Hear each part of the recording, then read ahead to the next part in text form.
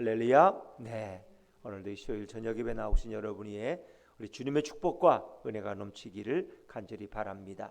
오늘 말씀은 합력하여 선을 이루게 하신다 하는 제목으로 함께 은혜 나누기를 원합니다. 저도 하와이 호놀룰루에 한두 번 갔던 기억이 나는데 저는 가보질 못했어요. 근데 그 누군가가 책에 기록하기를 그 호놀룰루에 가면 아주 유명한 동물원이 있는데 각종 희귀한 이런 동물들을 거기에 모아놓고 그리고 관광객들이 코스를 돌아보면서 이렇게 정말 흥미와 또 감동을 받는 이런 과정이 코스가 있다 그럽니다. 근데 이 마지막 가장 이 감동적인 코스가 제목이 이 세상에서 가장 위대한 동물이 있는 곳이다. 뭐 이런 제목을 붙여놨답니다. 도대체 어떤 동물이 있길래 이렇게 많은 사람들이 가고 싶어하는 코스일까? 그래서 그 코스에는 줄이 늘 길게 늘어서 있다 그럽니다. 자, 어떤 사람이 이제 그 관광을 마치면서 그 코스를 가게 돼서 굉장히 기대와 설레임을 가지고 들어갔다. 그러니까 이 많은 통로가 있어서 그 통로를 지났더니 또 이렇게 휘장을 치고 들어갔더니 거기에 거울이 하나 있더라는 거예요. 이제 안내인이 이 거울에 서라고. 그러면 볼 수 있다는 거야. 세상에서 가장 위대한 동물을 볼 수 있다는 거야. 가장 위대한 존재를. 그래서 거기 써 있는 대로 가서 거울 앞에 섰대. 큰 거울 앞에. 그랬더니 누가 보여요? 자기가 보인 거야. 자기 모습이 그 거울에 투영되어 비치더라는 것입니다. 세상에서 가장 위대한 존재는 누구냐? 바로 자기 자신이라는 거예요. 자기 자신.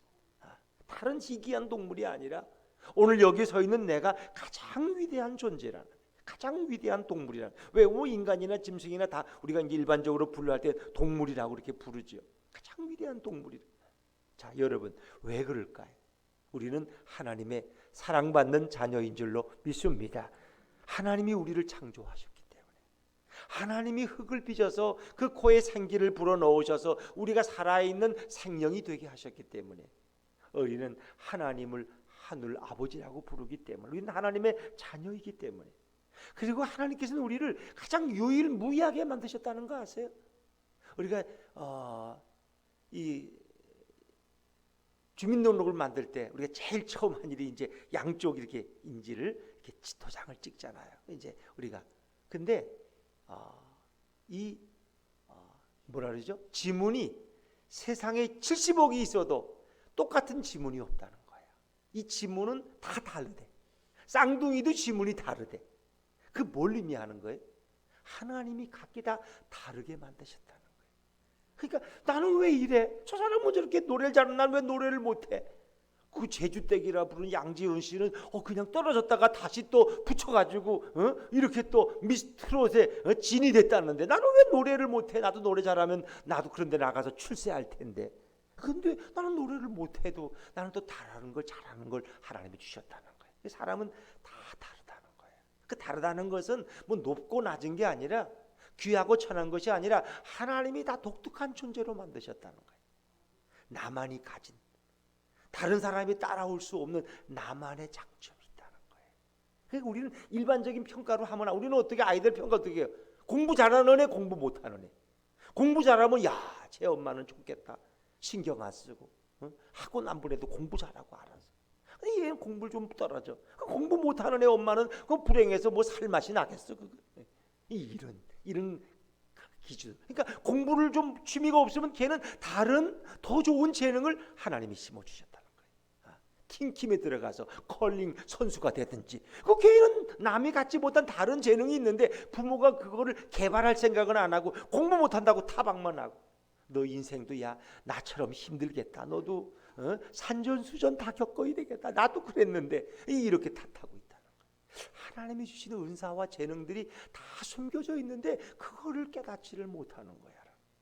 여러분 진짜 그 큰 은행들 가면요, 해커들을 일부러 모집한다는 거 아세요? 해커들이 뭐예요? 남의 컴퓨터에 들어가고 남의 은행에 들어가서 비밀을 꺼내고 돈을 옮기고, 이런 해커들을 모집을 한다는 거예요. 그 사람들을 아주 많은 돈을 주고 직원들을 채용해서, 왜? 남의 은행을 뚫고 들어가는 사람이면 남이 뚫고 들어오지 못하도록 방어벽을 치는 또 재능이 있다는 거야. 그 사람들은 그렇게 쓰임 받는다. 얼마나 연봉이 많은지 모른다는 거예요. 그러니까 다 뭐든지 하나님 우리에게 잘할 수 있는 재능과 은사를 주셨는데 우리는 그저 공부라는 기준 때문에 좋은 대학을 갔느냐 못 갔느냐 때문에 뭐 이런 기준을 가지고 그냥 이렇게 또 여자들로 보면 뭐 잘생겼느냐 키가 크냐 작으냐 이런 걸 가지고 사람을 다 평가해 버린다는 이거 얼마나 잘못됐느냐 말이에요. 하나님은 각 사람에게 아주 공평한 재능과 은사들을 다 숨겨주셨다는 거예요. 그래서 우리가 뭐 그런 말 하죠. 뭐 하는 재주도 있다고요? 그렇죠. 뭐 구르는 재주도 있고 다 재주가 요즘은 그 다양한 재주들이 다 어느 사회나 귀하게 쓰임 받는다는 거예요. 그 우리는 너무 이렇게 공부를 하는 거 가지고 많은 사람을 평가하는. 뭐 공부 잘하면 대통령 되나요? 뭐 다 그렇지 않거든요. 그렇지. 대학 나오면 다 대통령이 돼. 대학 못 나온 사람도 대통령이 되신 분이 있잖아요. 그 노 대통령. 그 대학 못 나왔잖아요. 고등학교밖에 못 나왔는데도 대통령 하죠. 그러니까 우리는 자꾸 어떤 기준을 가지고 넌 대학도 못 가고야. 또 그러면 인생이 뭐고 너 불행하지 않아. 자꾸 이런 기준을 가지고. 또 여자분들은 무슨 예쁜 거 키 크고 예쁘고 늘씬한 거 가지고 그 인생을 자꾸 평가해. 이게 복잡해요. 이게 그런 걸로 평가하지 마세요. 오히려 그렇게 예쁘고 그 늘씬한 여자들이 인생이 더 불행해. 요즘 권민한 거 뭐 보니까 인터넷에 자기는 이미 어릴 때 중학생 때인가 부산의 유명한 사람한테 성추행을 당했다고 고백을 하고 너무 예쁘니까 그 건달들이 그냥 안 둔다는 거예요. 그 예쁘면 어디 나가도 마음이 안 놓여 또. 그러니까 이 모든 게 잘나면 잘난 대로 어려움이 있고 그러나 부족한 것 같아도 하나님의 주신 축복의 자녀라면 그가 정말 예수 그리스도를 알고 하나님을 믿고 신뢰하는 자녀라면 그의 앞길을 우리 주님이 인도할 줄로 믿습니다. 예수님이 너의 앞길을 인도하실 거야. 너는 예수님만 붙들면 돼. 예수님이 너의 인생을 책임지는 거야. 엄마가 책임지는 것이 아니라 이렇게 우리는 말할 수 있어. 그래서 우리는 가장 이 잘못된 것이 열등감에 빠지는 것, 또 자신의 미래에 대해서 부정적인 생각에 빠져 있는 것. 난 아무것도 하지 못할 거야. 내겐 아무 능력도 없어. 나는 버림받은 존재야. 이런 말처럼 이 비극적인 언어가 없다. 이건 사단이 우리에게 주는 잘못된 말이라는 거예요. 그래서 우리는 나 자신에 대한 또 타인에 대한 우리 가족에 대한 자녀에 대한 이런 평가를 바꿔야 된다는 거예요. 이제는 부정적으로 보던 눈을 긍정적으로 보는 눈으로 바꾸시기를 바랍니다. 불신앙의 마음으로 보던 것을 이제는 신앙의 눈으로 바라보시기를 바랍니다. 신앙의 눈으로. 그럼 성경에 보이는 인물들을 보세요. 우리가 예수님의 그 조상들의 족보를 따져 올라가면 다 훌륭한 사람이 아니잖아요. 여리고성의 그 이방 땅에 어찌 보면 가장 천한 여인으로부터 뭐 복잡한 사람들이 많아요. 근데 하나님은 다 그들을 귀하게 쓰시는 거야. 그들이 여호와를 사랑했기 때문에. 뭐 여리고의 그 기생으로 있던 라합이란 여인도 뭐 그 여가 자기가 뭐 기생이 되고 싶어 됐어요. 자기 너무 가난하니까 부모가 갖다 기생집에 갖다 팔아버린 거야. 그럼 거기 살다가 보니까 기생이 되는 거야.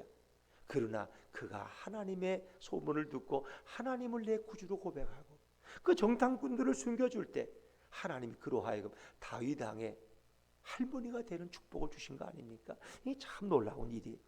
절망의 눈으로 보던 것을 이제는 예수 안에서 소망의 눈으로 보시기를 주의 이름으로 축원합니다. 생각을 바꿔야 돼요. 이런 걸 보면 일생이 불행해요.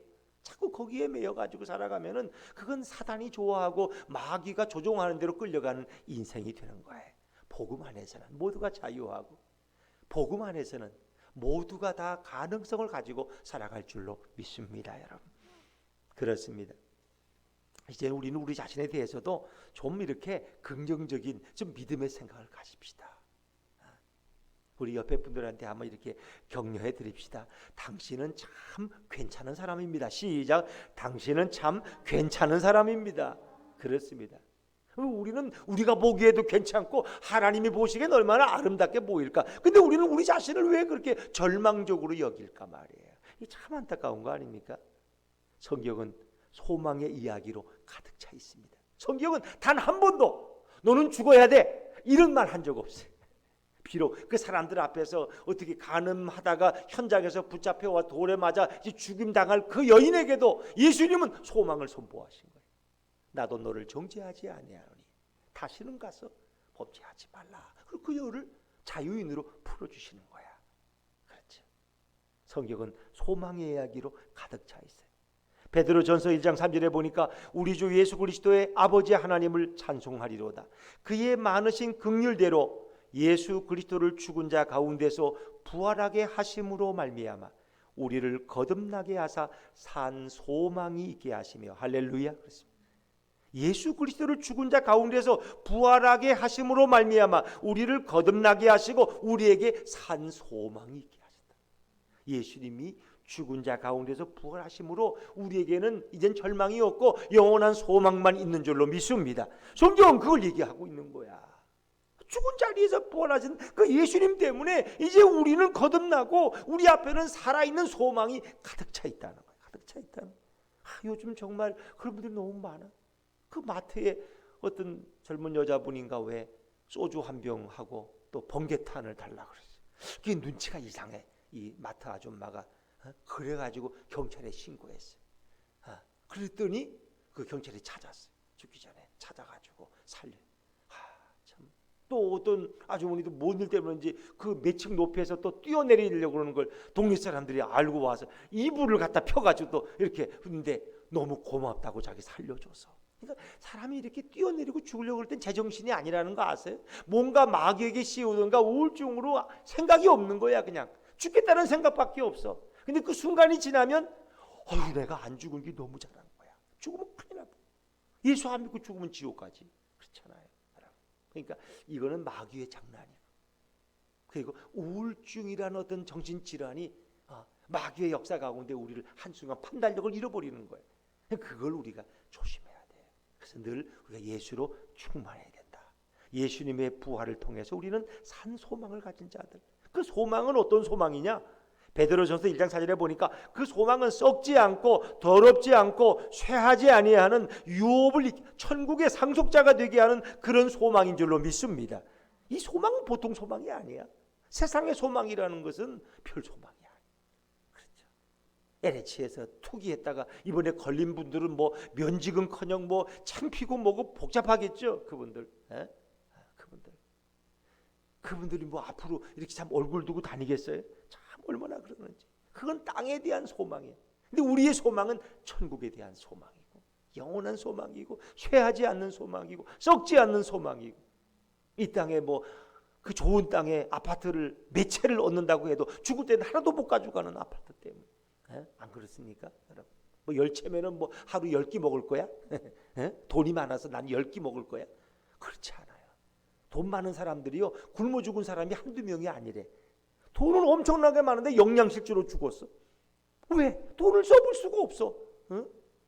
너무 돈이 많아서 아까워서 못 쓰겠어. 그 영양실조로 남의 음식 주워 먹고 다니다가 영양실조로 죽었대. 이런 사람 한두 사람이 아니래. 참 별의별 사람이 다 있어. 우리의 소망은 하늘에 있고 그 소망은 썩지 않고 더럽혀지지 않고 쇠하지 아니하는 천국의 상속자가 되는 소망인 줄로 믿습니다. 여러분. 사랑하는 여러분, 성경은 소망의 이야기입니다. 소망의 이야기. 어떤 경우도 절망은 없어요. 형을 속이고 장자권을 빼앗고 그 형에게 죽을까 봐 도망간 야곱에게도 늘 소망이 있는 거야. 형들을 놀리다가 형들의 미움 받아가지고 노예로 팔려간 요셉에게도 늘 소망은 존재하는 거야. 어떤 경우에도 소망이 있어. 다윗 같은 사람에게 자기의 신보 우리아를 적진에 깊이 보내서 죽이고 그 안에 바세바를 빼앗은 이런 간악한 왕인 다윗에게도 하나님은 소망을 주었어요. 그가 회개하고 다시 일어나서 이스라엘의 왕으로서 성전 건축을 다 준비하고 아들 솔로몬에게 나라를 물려주고 평안히 주님의 품으로 돌아갈 수 있었어요. 그건 왜? 성경이 소망의 책이기 때문에. 우리가 예수님을 만나고 회개하면 하루하루가 날마다 소망이 넘칠 줄로 믿습니다. 그러니까 이제 보면은 아이고 저 목사님이 저 63세가 돼가지고 뭐 환갑 지나서 개척해서 무슨 소망이 있어? 저 이제 그래도 우리는 소망이 넘친다니까 지금. 우리 부부 만나면 내일의 이야기로 꽃을 피운다니까. 우리가 65세는 어떻게 살고 70세 은퇴하면 또 어떻게 또 더 멋있게 살아야지. 요즘은 장수에서 100세는 넘겨야 될 텐데 우리 누가 더 오래 사나 내기할까? 이렇게. 소망이 넘친다니까. 왜? 아직도 창창한데 우리는 지금. 근데 저 무슨 소망이 있어? 우리는 지금 꽃피는 30대고 40대지만 목사님은 이제 65세를 향해 다가가는데 무슨 소망이 있겠어? 아직 63세라고요. 그래도 나는 예? 송기재 집사님 뭐 70이 다 돼가지만 저분도 아직 80도 안 됐어. 예? 아주 얼마든지 멋있는 인생을 살아가. 그렇습니다. 로마서 8장 18절에 보니까 생각하건대 현재의 고난은 장차 우리에게 나타날 영광과 좋게 비교할 수 없다는 거예요. 이 고난이라는 건 우리 천국에서 경험할 영광에 비하면 이거 비교가 안 돼. 세 발의 피야, 세 발의 피. 로마서 8장 24절 우리 다시 한번 앞으로 가서 읽어볼까요? 로마서 8장 24절 말씀 성경에서 읽습니다. 시작. 우리가 소망으로 구원을 얻었음에 아멘. 우리가 소망으로 구원을 얻었으면 우리 눈에 보이는 소망이 아니라 그 소망은 우리가 눈으로는 볼 수 없, 믿음의 눈으로만 볼 수 있지만 우리를 위해 준비된 아름다운 천국의 소망이 있다는 거예요. 더더욱 우리는 늘 소망 가운데 살 수 있기에 낙심하거나 좌절해서는 안 된다는 거예요. 자, 그러면 우리 그리스도인들이 예수 믿고 구원받은 사람들이 늘 소망 가운데 살아야 될 이유가 뭐냐는 거예요. 이걸. 자, 먼저는 우리의 연약함을 도우시는 성령 때문에 성령님이 우리를 늘 도우셔. 우리 연약한 걸 성령님이 너무나 잘 아셔. 내가 약한 걸 왜 몰라요? 목사인 저 자신도 제가 어떤 게 약점이 있고 어디가 약한지 너무 잘 알아요. 근데 성령님이 그걸 아시는 성령께서 우리를 늘 도와주시기 때문에 우리는 늘 소망을 가질 수 있다는 거예요. 자, 로마서 8장 26절 말씀 26절 한번 읽어볼까요? 시작. 이와 같이 성령도 우리의 연약함을 도우시나니 우리는 마땅히 기도할 바를 알지 못하나 오직 성령이 말할 수 없는 탄식으로 우리를 위하여 친히 간구하시느니라. 아멘. 성령도 우리 연약함을 도우신다. 성령. 연약이라는 것은 말은 깨어지기 쉬운 질그릇 같은 그런 의미를 가지죠. 우리는 깨어지기 쉬워요. 우리는.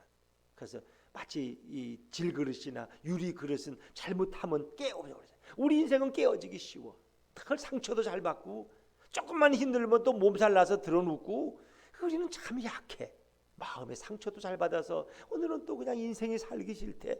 왜 그러냐? 누구한테 또 한마디 들었대. 또 그러면서 인생이 살기 싫대. 우리 이렇게 약해. 근데 연약하다는 걸 성령님은 너무나 잘 아신다는 거예요. 우리를 잘 아시는 성령님이 날마다 우리를 도우실 줄로 믿습니다. 그 돕는다는 걸 원어로 보면 어린애의 팔을 붙들어 주는 거, 무거운 짐을 같이 들어준다는 의미를 가지고 있어요. 우리를 도와주신다는 거예요. 누가복음 10장에 보면 예수님이 마르다와 마리아의 집을 방문했는데 그 언니 마리아가 저 마르다가 이렇게 음식을 준비하면서 예수님 앞에서 말씀을 듣는 마리아가 별로 보기 좋지 않으니까 예수님 저 마리아를 명해서 나를 도와주라 하소서. 이 도와주라는 말 이것이 바로 같은 의미예요. 성령이 우리 연약함을 도우신다는 같은 의미예요. 그러니까 내가 요리하는 걸 좀 마리아가 돕게 해달라는 거예요. 내가 바쁘니까. 그러니까 우리가 하는 일을 도와주시고 부축해 주시는 분이 누구냐? 바로 성령인 줄로 믿습니다. 그분이 우리를 도우신다는 거예요. 그게 도우시는 것만 아니라 성령님은 우리와 동행하십니다. 동행하셔요. 옆에 늘 함께 하시면서 우리를 도와주십니다. 그러니까 성령님은 우리를 너무나 잘 아는데 우리는 성령을 몰라. 성령이 어디 내게 있는지 옆에 계신지 모르니까 늘 답답한 거야. 나를 도와줄 사람이 아무것도 없는 것 같아. 그래서 늘 낙심하기 쉬워요. 고향에 계신 부모님은 내가 어릴 때 늘 나를 도와주셨어요. 지금은 내가 서울에 와 있으니까 저 고향에 계신 부모님이 나를 도와줄 수 없다고 우리 생각할 수 있어요. 부부도 서로 이렇게 도우며 살아가지만 한 사람이 먼저 떠나면 더 이상 도울 수가 없다는 거예요. 그래서 옆에 자리가 크게 보인다는 거예요. 이게 두 분이 이렇게 사시다가 남편이 먼저 세상을 떠난 이렇게 권사님 가정을 이제 장례식 끝나고 이렇게 위로 신방을 가잖아요. 그러면 그분들이 한결같이 말하는데 아이고 저 영감이 있을 때는 꼴도 보기 싫고 그냥 그랬는데 그 영감이 없으니까 그 자리가 너무 크고 허전해더라고요. 그래도 그 영감이 살아있어 이랬는데 별로 필요 없고 도움도 안 되는 영감 같았지만 그래도 그 자리가 너무나 크더라는 거예요. 너무나 크더라는 거예요. 왜? 집안에 고요하고 같이 싸울 사람도 없고 그래도 그 할아버지하고 할머니하고 투닥투닥 하면서 이렇게 살았는데 이제는 싸울 사람도 없으니까 너무 힘들다는 거야. 그런 거예요. 이렇게 있다가 없으면 왠지 허전해. 그런데 성령님은 우리를 도우시되 늘 떠나지 아니하시고 우리와 영원히 함께 계신 줄로 믿습니다. 좋든 싫든 아내도 언젠가는 떠나고 남편도 하나님이 부르시면 떠나요. 그러나 성령님은 떠날 줄을 몰라. 우리가 이 땅을 살아가는 동안 늘 우리와 동행하신다는 거예요. 이 좋으신 성령님이 여러분을 돕고 여러분과 동행하고 계신 줄로 믿습니다.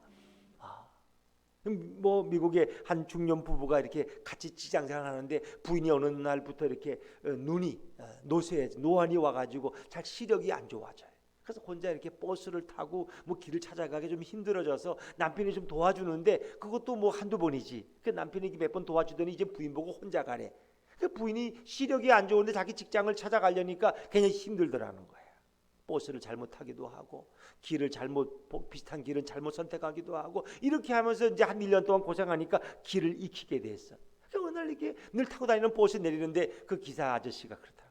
아주머니는 참 좋으시겠어요. 좋기는 뭐가 좋아요. 눈이 안 좋아서 이러고 다니는데 아니 몰라서 그렇지. 아주머니가 타실 때 아저씨가 꼭 뒤에 따라서 앉아 있다가 아주머니가 내리시면 같이 내리고 이렇게 하는 게 벌써 내가 몇 년째 보고 있다는 거예요. 깜짝 놀랐어요. 우리 남편이 나를 따라다녀요? 나를 지켜봐요? 그러고 모르셨어요? 보니까 그렇더라. 남편이 이렇게 냉정하다고 욕을 했는데 보니까 내가 버스 탈 때 남편이 뒤에 와서 앉아 있고 잘못된 길을 갈까? 내가 길을 갈 때 또 내가 바로 가는지 따라오다가 내가 직장에 바로 들어가면 그걸 확인하고 나서야 남편이 자기 직장에 갔다는 거야. 그 얘기를 듣고 남편 욕한 게 너무 미안하고 부끄러웠어. 그 속을 몰랐거든. 그냥. 우리 아내도 저를 너무 미워하지 마세요. 내가 속 사람은 따뜻한데 겉만 보고 판단하면 안 돼. 사랑이 없다고 이렇게. 이 아내가 그때서야 정말 남편이 그렇게 고맙게 생각나더라. 아내들은 살아있을 때는 잘 몰라. 근데 남편이 먼저 떠나고 나면은 그 남편이 아내를 위해서 이렇게 준비해 놓았던 것들을 보고는 깜짝 놀라는 거야. 우리 남편이 내 혼자 이렇게 살아가기에 부족함 없도록 적금도 다 내 이름으로 돌려놓고 연금도 다 돌려놓고 이렇게 해놨구나. 그때 너무 고마운 거야. 그냥 우리 아내도 그래야 알지. 아직은 잘 모르는 것 같아. 여러분 그렇습니다. 우리 주님은 늘 우리를 지켜보고 계시고 우리와 동행하시는 거예요. 얼마나 그 부인은 감사한지. 남편을 원망했던 게 너무 부끄럽다는 거예요. 성령님은 오늘도 연약한 우리를 아시기 때문에 우리를 도우시고 부축하실 뿐 아니라 우리의 인생길을 동행하고 계신 줄로 믿습니다. 우리가 때로 물과 불 가운데 지날지라도 염려할 거 없어요. 물이 너를 침몰치 못할 것이고 불이 너를 사르지 못할 것이다.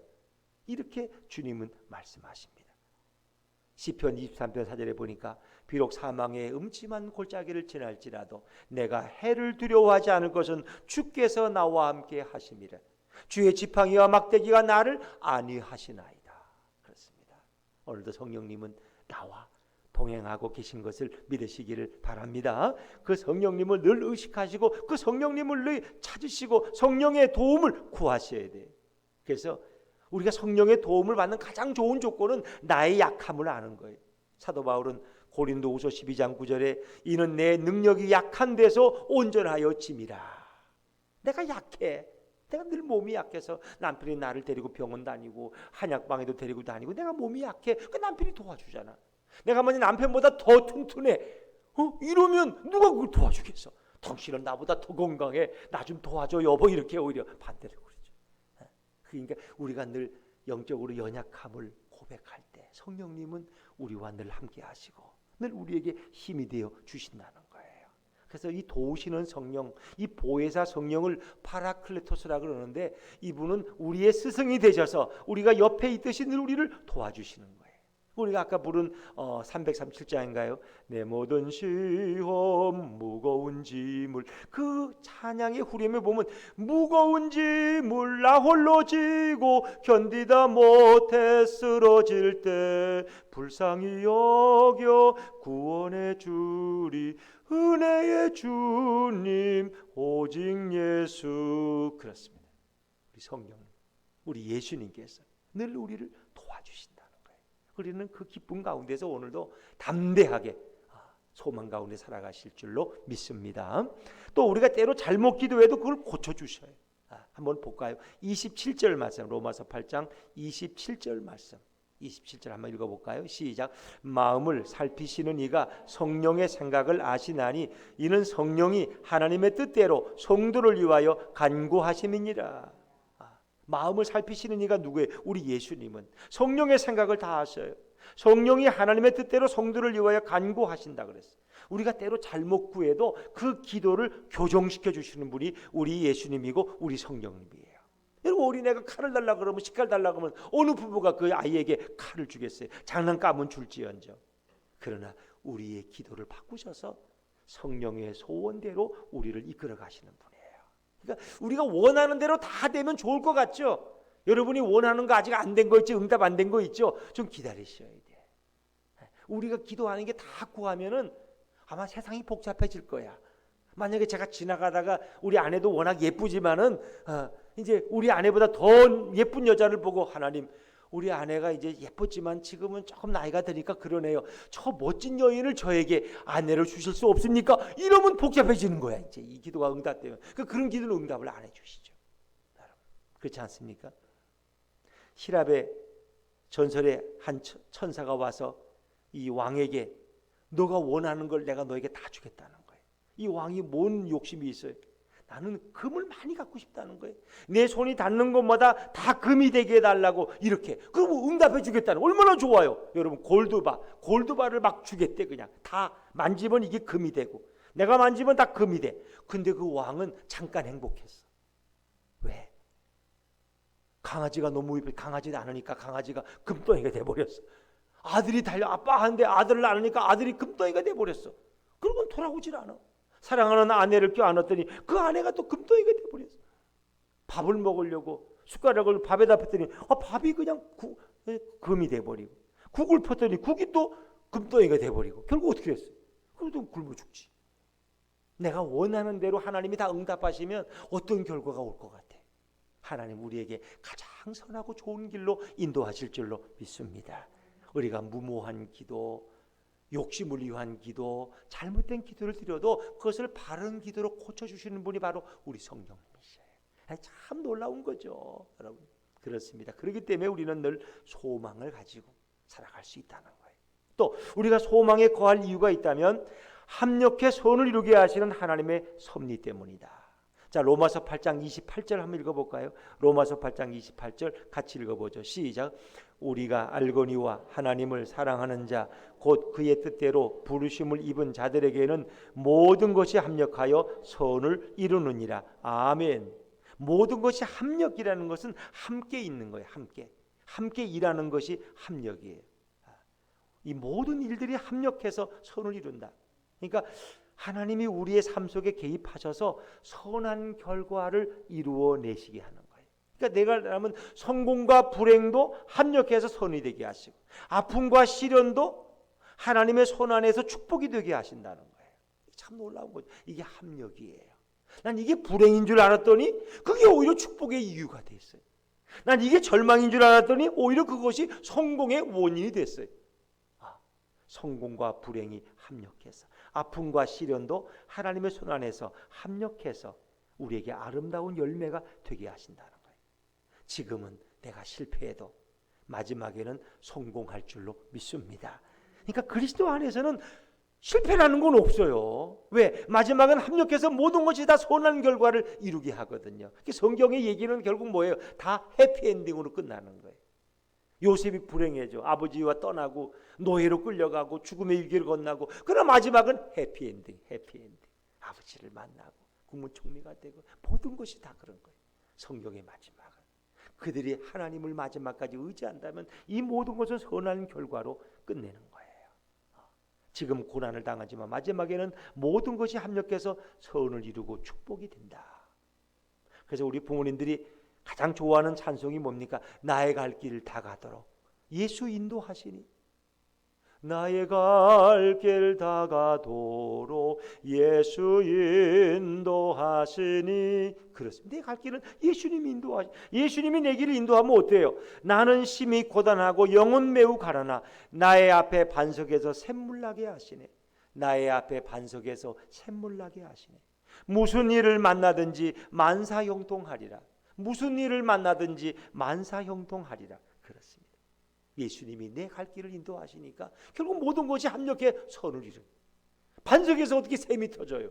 그 사막 그 반석에서 그렇게 하신다는 거예요. 사막 한가운데 있는 그 돌덩이 위에서 샘물이 터져서 모두를 먹이시는 이런 축복. 모든 일이 결국 만사가 형통하게 이루어지는 선한 결과를 주신다는 거예요.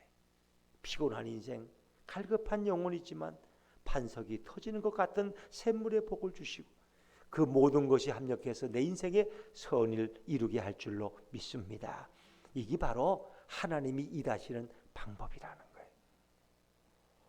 바닷가의 어부들은 늘 이렇게 고기를 잡으러 나갑니다. 그리고 이 바람이 불고 풍랑이 일 것 같으면 나가잖아요. 왜? 위험하니까. 예전에 뭐 배들이 돛담배니까 너무 작은 배니까. 근데 아침에 날씨가 너무 좋은 거예요. 그래서 다 그 마을의 선원들이 배를 몰고 고기 잡으러 나갔어요. 먼 바다로. 근데 갑자기 점심을 먹고 났는데 검은 구름이 몰려오더니 바람이 불고 태풍이 일어나기 시작한 거예요.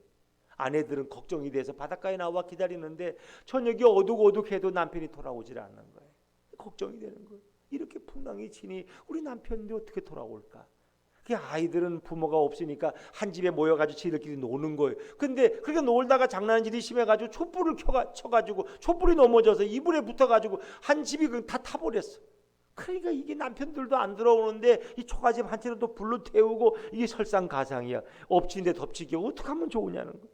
근데 새벽녘이 돼서야 결국은 그 배 한 척이 들어오는데 캄캄한 어둠을 뚫고 들어오는데 바로 자기 남편들이 타고 있는 배였어요. 너무 반가워서 너무 미안해. 왜 한 집은 집을 다 태워버렸으니까. 그랬는데 그분들이 하는 얘기가 우리가 어둠 가운데 막 시간도 모르고 이렇게 어디든지도 방향을 구분할 수가 없는데 어딘가 불빛이 보이더라는 거예요. 그 캄캄한 가운데 초가집이 타니까 불빛이 얼마나 컸겠어요. 그 불빛을 보고 저기에 육지군하고 이 힘을 다해 사력을 다해 왔는데 여기가 바로 우리 마을이라는 거예요. 만약에 초가집에 불이 붙지 않았더라면 그들은 방향을 모르고 찾아올 수가 없어. 방향 구분을 못하는데. 그러니까 초가집은 태웠지만 그것이 남편들의 생명을 구원했다는 거예요. 오늘의 손실이 아니라 그로 인해서 오늘도 한 영혼을 구원할 수 있다면 얼마나 놀라운 일인가. 이것이 하나님이 하시는 일이다. 창세기 50장 6절에 보니까 당신들이 나를 해하려 하였으나 하나님은 그것을 선으로 바꾸사 만민의 생명을 구원하게 하시려 하셨나니. 그렇습니다. 형들은 요셉을 죽이려고 했지만 하나님은 그것을 오히려 그 악을 선으로 바꿔서 그 지역의 많은 사람들이 굶주림에서 구원받게 하셨다는 겁니다. 에레미야 29장 11절에 보니까 나 여호와가 말하노라 너희를 향한 나의 생각을 내가 아나니 재앙이 아니라 곧 평안이요 너의 장래에 소망을 주려 함이니라. 이것은 절망이 아니라 소망이고 재앙이 아니라 희망을 주려는 것이라는 거예요. 그래서 뭐 이런 일들은 너무나 많이 있죠. 네. 이런 얘기 자꾸 하다 보면 또 오늘 예배가 끝나면 제가 집에 가서 혼날 거예요. 여보, 예화가 몇 개인지 알아? 하나, 둘, 셋, 네 개, 5개잖아. 하나님 말씀을 전해야지. 왜 그런 얘기를 자꾸 해? 그럼 생각나는 걸 어떻게 해, 그러면? 에?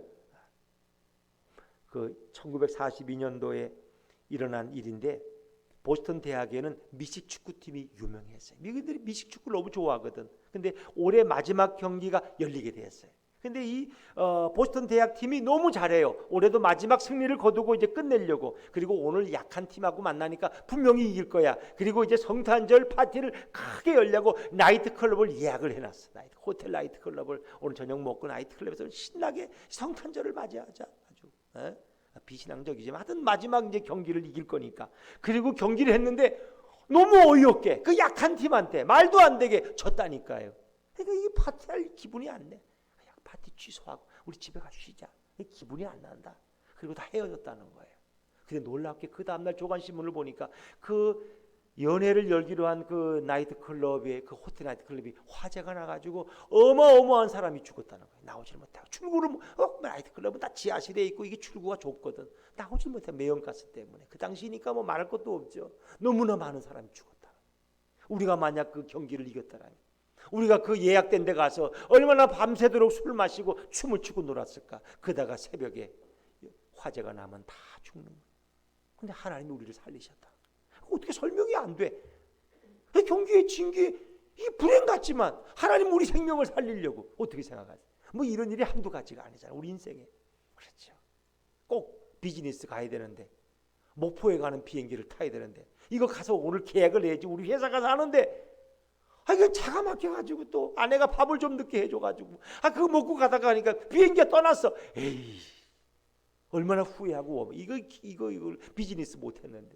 그런데 웬걸요? 몇 시간 후에 보니까 폭포에 떨어진 비행기가 그 산을 부딪혀가지고 거기 탄 사람이 다 죽어. 하나님이 내 생명을 살리신 거예요. 근데 우리는 그걸 몰라. 내 불행만 생각해야지 그 불행을 통해서 하나님이 내 영혼을 어떻게 살리셨는지 그건 생각을 안 해. 그러니까 늘 불평밖에 없어. 자기 뜻대로 안 되고 원하는 대로 안 되고 남편도 이렇고 애들도 말을 안 듣고 공부는 지질하게 안 하고 속만 썩이고 아이고 못 살겠다. 그런데 내게 불행처럼 보이는 일들이 내게 놀라운 축복이 될 줄로 믿습니다. 그걸 누가 알겠어요? 다 이렇게 아이돌이고 뭐 미스트로 나온 분들이 보면 다 얌전한 분들도 있지만 옛날에 다 그 뭐 진달래 같은 분들도 이렇게 막 깡패처럼 이런 그런 분들이 다 연예인이 되는 거야. 그런 분들이 공부도 안 하고 돌아다니면서 싸움하고 그러다가 배구 선수가 되는 거예요. 이재영, 이다영이처럼. 근데 우리는 그걸 불행물이야. 우리 집 불행처럼 보이는 일들이 하나님이 예비하신 축복인 경우가 너무 많다는 거예요. 그래서 우리는 어떤 일을 당해도 감사하시고 주님께 영광 돌리시기를 주의 이름으로 축원합니다. 하나님을 사랑하는 자, 그 뜻대로 부르심을 입은 자들에게 모든 것이 합력해서 선을 이루게 하시는 하나님의 섭리 때문에 우리는 늘 소망 가운데 살아갈 수 있는 것입니다.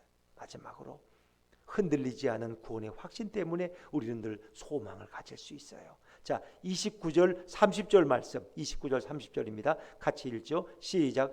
하나님이 미리 하신 자들을 또한 그 아들의 형상을 본받게 하기 위하여 이는 그로 많은 형제 중에서 맏아들이 되게 하려 하심이니라.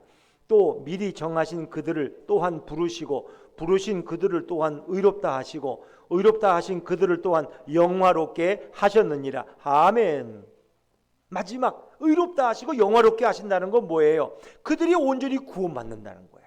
근데 그 구원을 이루기 위해서 하나님은 우리에게 이런 많은 과정과 단계를 거치게 하신다는 거예요. 흔들리지 않는 구원의 확신 때문에. 하나님이 우리를 부르시면요, 우리를 놓치는 법이 없어요. 우리는 강에서 고기를 잡았다가 고기가 그냥 이렇게 그물에서 나오다가 빠져나가는 잃어버린 경우 있지만 하나님이 우리를 한번 붙드시면 놓아주시는 법이 없어. 우리는 하나님의 손아귀에 늘 있는 거예요. 그래서 우리의 구원을 완성하기까지 하나님은 쉬지 않고 일하고 계신다는 거예요. 그분이 우리를 미리 아셨어. 29절에 보니까 미리 아신 게 뭐예요? 예지야. 하나님은 미리 모든 걸 아시는 예지의 능력을 가지고 계셔. 그리고 우리를 미리 정하셨어. 그 예정이야. 그리스도 안에서 만드신 우리를 이미 정하셨어. 구원해 주시기로. 그리고 때가 되니까 우리를 부르셨어. 그 콜링, 소명이야. 이은미 집사님 같은 경우는 10년 동안 이렇게 하나님이 방치한 것 같지만 다 기다리신 거야. 왜? 예수품 교회가 세워져야 되거든. 그리고 전부 우리 딴 데 가면 또 안 돼. 꼭 부영 5단지 아파트에 와야 또 만나. 그래야 커피숍에서 만날 거 아니야. 또 같은 이씨라고 또 내가 이씨니까 자기도 이씨라고 또 사모가 또 박씨지만 가까워서 그냥 얘기하다 보니까 커피도 배우게 되고 이렇게 하다 보니까 또 다시 예수님을 영접하고 얼마나 좋아요. 그러니까 하나님 우리를 버린 게 아니라 기다리고 계셨던 것이고 때가 되니까 콜링하시는 거야. 부르시는 거야. 그리고 우리를 의롭게 하시는, 의롭게 하는 거 칭의, 저스티피케이션, 우리 죄를 다 사해 주시는 거야. 너는 의로운 딸이다. 누가 너를 뭐라고 욕해도 나는 내가 볼 땐 너는 너무 깨끗하고 의로운 딸이다. 내 딸이다. 누가 감히 너를 뭐라 그러냐? 넌 내 딸인데. 내가 너를 보증하는데. 그리고 뭐예요? 우리를 마지막 영화롭게 하는 거예요. 이 성화라고, 성화, sanctification, 우리를 거룩한 불멸의 존재로 만드는 거예요. 그러니까 이런 과정이 다 있어요. 이게 신학적으로 이제 우리가 보면 구원론인데 우리를 다 미리 알고 계셔. 예지. 그 다음에 미리 정하셨어. 예정. 그리고 우리를 때가 되면 부르셔. 콜링. 소명에 소명 부르시네. 그리고 우리를 의롭게 하시는 거예요. 칭의. 그리고 마지막 영화롭게 하는 성화예요. 하나님은 우리를 구원하시는데 절대로 실패하지 않으시는 줄로 믿습니다. 네, 참 놀라운 거예요. 우리 최성광 성도님이신데 이제 저희 교회 가끔 이렇게 기도하러도 오시고 또 이렇게 예배도 참석하시는데 늘 바쁘셔. 저분이 덤프 트럭 이렇게 큰 일을 하기 때문에 늘 이렇게 일찍 출근하고 또 퇴근하는데 그래도 요 시간에 또 맞춰서 마지막 듣게 하시는 그 하나님의 역사가 놀랍잖아, 그죠? 저분도 정말 하나님을 만나고 예수님을 체험하고 얼마나 마음이 뜨거운지를 몰라. 나중에 보면은 그래서 우리의 구원은 절대로 취소되지 않는다는 거예요. 만세전에 예수 그리스도 안에서 우리를 택하시고 아브라함을 부르듯이 때가 되니까 우리를 부르시고 그리고 너희 모든 죄가 용서받았다고 칭의를 선언하시고 그리고 우리를 영화롭게 하시는데 바로 예수님이 재림하실 때 우리가 주님의 구원에 참여할 수 있도록 예수님과 같은 불멸의 몸으로 우리를 바꾸실 줄로 믿습니다. 이게 바로 성화예요. 성화.